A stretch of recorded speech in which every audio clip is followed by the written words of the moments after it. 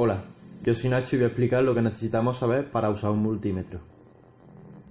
Un multímetro, también polímetro, es un instrumento eléctrico portátil para medir directamente magnitudes eléctricas, además de la función para medir la continuidad.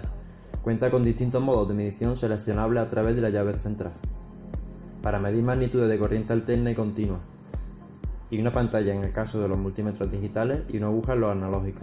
Tiene un conector para medida de corriente, rojo, y uno para la medida de tierra, negro. Para entender el multímetro hay que entender que la electricidad es la energía que genera el movimiento de carga eléctrica, lo que sería la corriente, formada por electrones. La cantidad de cargas por segundo se mide en amperios. Para medir la intensidad de corriente seleccionaremos un rango de intensidad que quede justo por encima en amperios del circuito que vamos a medir. Los rangos variarán de un multímetro a otro. Y luego colocaremos los bornes en el punto del circuito que queramos comprobar su intensidad. La diferencia de potencial eléctrico o voltaje, que viene dado por la intensidad y la resistencia, será mayor cuanto mayor sea la diferencia de resistencia eléctrica entre dos puntos del circuito o cuanto mayor intensidad esté fluyendo por el mismo.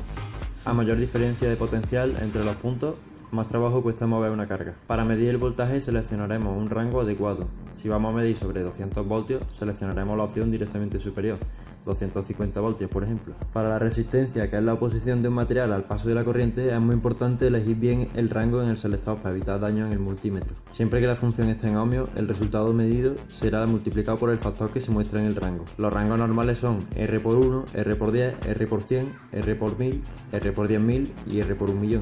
Y medimos colocando los bornes sobre el circuito, primero el negro y luego el rojo, para quitarlo en el orden inverso. Además podemos medir la frecuencia de una corriente alterna y la continuidad de una señal a través de un circuito.